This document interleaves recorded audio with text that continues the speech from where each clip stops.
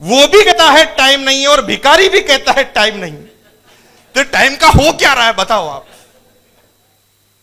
ये मेरे भाई दिमागी गेम है। टाइम तो सभी के पास 24 ही घंटे है। न तो आप 1 सेकंड कम कर सकते हैं, न आप 1 सेकंड बढ़ा सकते हैं। कोई भी तरीका दुनिया में नहीं है जिससे आप टाइम पैदा कर सकते हो सिवाय आरसिम बेनिस के।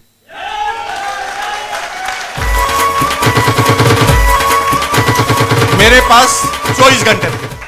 मेरे पास 24 घंटे थे और मैंने क्या किया, उन 24 घंटे में से कुछ समय चुराया और अपने 2 दोस्तों को यह बिजनेस के बारे में बता दिया।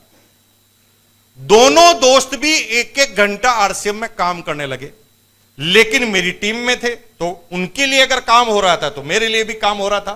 तो 24 घंटे तो मेरे पास थे, 2 घंटे मैंने जोड़ लिए तो हो गए 26। हेलो, अब तीनों ने काम चालू किया। तीनों ने अगले महीने 2-2 आदमी को समझाया तो 6 घंटे फिर पैदा हो गए। मेरे पास, सबके पास 24, मेरे पास 26 और 6 32। और धीरे धीरे धीरे लोगों को बताना चालू किया। आज मेरी टीम में नेटवर्क में 1 करोड़ लोग हैं। कितने मैं नहीं जानता, लेकिन 1 करोड़ लोग हैं और 1 करोड़ आदमी एक दिन में 1 मिनट भी काम करे, छोड़ दो घंटा, एवरेज 1 मिनट। 1 करोड़ आदमी एक दिन में 1 मिनट काम करे तो मेरे पास एक दिन के 1 करोड़ मिनट हैं। आपके जीवन में नहीं है। हो गया टाइम पैदा। लेकिन ये टाइम कब पैदा हुआ? जब हमने टाइम डाला। तो टाइम इन्वेस्टमेंट है मेरे भाई। अगर आपके पास मरने की फुर्सत नहीं है तो फिर आपको जीने का हक भी नहीं। आप क्या करने जा रहे हैं ऐसा कि आपके पास मरने की ही फुर्सत नहीं है, आपके पास टाइम ही नहीं है। बात सिर्फ इतनी सी कि हमें समझ में नहीं आया। अगर समझ में आ चुका होता तो हम कितना भी टाइम इस बिजनेस के अंदर निकाल चुके होते। इस बिजनेस को ज्वाइन किया, पार्ट टाइम स्पेयर टाइम में काम करना चालू किया। धीरे धीरे बात समझ में आई। 2001 के लास्ट में जाकर मैं इस बिजनेस में फुल टाइम आया। फुल टाइम आया तो तेज गति से काम करना चालू किया। इस बिजनेस का पहला रॉयल्टी अचीवर बना। रॉयल्टी पर गया तो 23,000 की इनकम पहले मैंने किया ही। 23,000 की इनकम को देखकर मेरी टीम के कुछ लोग चार्ज हुए। उन लोगों ने भी मेरे साथ काम करना चालू किया। अब मेरा काम तेज गति से बढ़ा। 2002 अक्टूबर में मैं इस टीम का, इस बिजनेस का सबसे बड़ा अचीवर बना। मेरा 1 महीने का कमीशन उस जमाने में हो गया था 2,85,490 रुपए का। वो चेक मुझे अभी तक याद है, 2,85,490 रुपीज। ये बात कर रहा हूं सन 2002 में। उस समय मारुति 800 आती थी 1,75,000 में। 1,75,000 की मारुति 800 आती थी और मेरा चेक था 2,85,000 रुपए। जूही में इस गति से आगे बढ़ा, जीवन में कभी सोचा नहीं था। 3 साल की सैलरी मिला तो वो नहीं थी, लेकिन यहां पर 1 महीने का जब 2,85,000 आया तो मैंने थोड़ा सीखना बंद किया। कहते हैं कि जब आप वो तेज गति से आगे जा रहे हैं तो सबसे पहले भगवान आपके कान, आंख, नाक बंद कर देता है। आपने सीखने की क्षमताओं को खत्म कर देता है। उसे लगता है कि मैं तो अब कामयाब हूं, साला मैं तो सांप बन गया, अब मुझे सीखने की जरूरत क्या है, मुझे तो सब कुछ आता है, मुझे तो सब कुछ पता है। और जो ही आपके दिमाग में यह पहली विषय वस्तु आती है कि मुझे तो सब आता है, मुझे तो सब पता है, तो समझ लो आपको लकवा लग गया है। अंग्रेजी की कहावत है, परफेक्शन इज पैरालिसिस। अगर आप सोचते हैं कि आप परफेक्ट हैं तो समझ लो आपको लकवा लग गया है। परफेक्ट कोई होता नहीं दुनिया में। जीवन के अंतिम समय तक, मरते मरते वक्त भी आप बात सीखेंगे।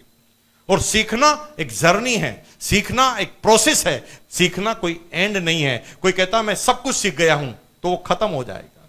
कामयाबी इस बात से नहीं मिलती कि आपको कितना पता है, कामयाबी इस बात से मिलती है कि आप कितना जानना चाहते हैं।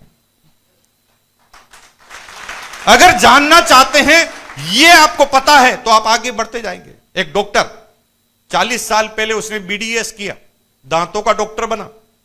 40 साल पहले बीडीएस किया, दांतों का डॉक्टर बना। लेकिन 40 साल पहले दांत को निकालने की टेक्नोलॉजी बड़ी खराब सी थी।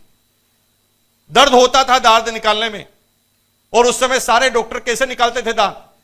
वो कहते थे मुंह खोलो, सामने वाला मुंह खोलता था तो उसको कहते थे उधर देख, ठाक,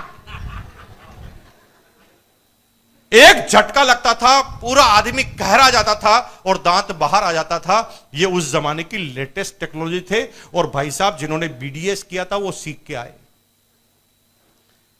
लाइन लगती थी उनके यहां पर, खूब दांत निकालते गए, लेकिन वो सीखना उन्होंने बंद कर दिया, नई टेक्नोलॉजी के बारे में जानना बंद कर दिया। उन्हें ऐसा लगा कि जो मैं कर रहा हूं वही दुनिया का सबसे बेहतरीन है। उन्होंने कहा इससे अच्छा कुछ हो ही नहीं सकता, और 40 साल के बाद भी आज भी वो इसी तरह से दांत निकाल रहे हैं। तो आप में से कितने लोग वहां जाएंगे? एक आदमी जो सबसे टॉप पर था, नहीं सीखने की वजह से वो जीरो पर आ गया। सीखना प्रोसेस है। धीरूभाई अंबानी 8वीं पास ही था भाई साहब, गलत फहमी का शिकार नहीं था। वो हमेशा कहता था यार मुझे कुछ नहीं आता, मुझे बताओ ना। उसकी कंपनी के इंजीनियर से वो खुद पूछता था कि भाई तू पढ़ा लिखा है, तूने आईआईटी की, मैं तो 8वीं पास हूं, तुझे रखा ही इसलिए कि तू बता कि पैसा कैसे कमाऊं। हमेशा कहता था मुझे कुछ नहीं आता, मुझे कुछ नहीं आता, मुझे कुछ नहीं आता, मुझे थोड़ा सिखाओ ना, मुझे थोड़ा बताओ ना। वो सीखता गया, सीखता गया, सीखता गया, सीखता गया, सीखता गया, सीखता गया, सीखता गया, सीखता गया, सीखता गया, सीखता गया, सीखता गया। Number 1 in the India. मरा था तो 65,000 करोड़ का साम्राज्य लेकर गया था, लेकिन वो सीखता गया। आप सीखते जाओगे, आप भी आगे बढ़ते जाओगे। जिस भी दिन आप कहोगे इसमें क्या बड़ी बात, ये तो मुझे पता है, समझ लो आपका एंड हो गया। अब आप आगे नहीं बढ़ने वाले। सीखना चाहो तो 4 साल का बच्चा भी सिखा सकता है, सीखना चाहो तो नाली में पड़ा शराबी भी सिखा सकता है, और अगर नहीं सीखने की ठान ली है तो ऑक्सफोर्ड यूनिवर्सिटी का प्रोफेसर भी आपको कुछ नहीं सिखा सकता। सीखना लेने का सब्जेक्ट है, पाने का सब्जेक्ट। तैयार हैं सीखने के लिए? कितने ऐसे लोग हैं जिनको सब कुछ पता है? नहीं। हाँ, धीरे धीरे अभी समझ में आ रही बात कि कोई भी आदमी कहे ये पता नहीं यार, आप थोड़ा बताओ ना इसके बारे में, मुझे थोड़ी ज्यादा जानकारी नहीं है। सुनो, सीखो, और सीखते गए तो एक दिन टॉप पर आप उस क्षेत्र में खड़े होंगे। That's all. तो अब मेरी बात आई कि भाई 2,85,000 का चेक आया, साला मैं तो साफ बन गया, थोड़ा घमंड आ गया मेरे अंदर। मुझे लगा कि यार मुझे सब पता है, अब ये सारे लोग इनको कुछ नहीं आता, मुझे आता है, इसका मतलब मैं महान हूं। और मैंने उस दिन से, जिस दिन से अपने आप को महान समझा, उस दिन से मेरा पतन चालू हो गया इस वजह से। और पतन इस कदर चालू हुआ कि जो मंजिलें मैंने 2 साल में हासिल की थी ना, वो मंजिल में मैं 1 साल में वापस नीचे उतर गया। मेरे भाई, चढ़ना कठिन होता है, उतरना आसान होता है। हेलो, आप सीढ़ी पे चढ़ के देखना, चढ़ोगे तो बहुत कठिनाई आएगी, उतरोगे तो, और अगर उतरते हुए अगर फिसल गए तो सीधा नीचे, है ना। तो उतरना बहुत आसान है, ऊपर कितना भी तेज गति, थोड़ा सा फिसला आदमी धड़ाम से नीचे आता, कितना भी ऊपर हो। और मेरा नतीजा था, और मुझे कहते हुए शर्म बिल्कुल में ही नहीं आ रही कि 2,85,000 से मेरा कमीशन गढ़ता गढ़ता गढ़ता गढ़ता गढ़ता गढ़ता 2,500 पर आ गया।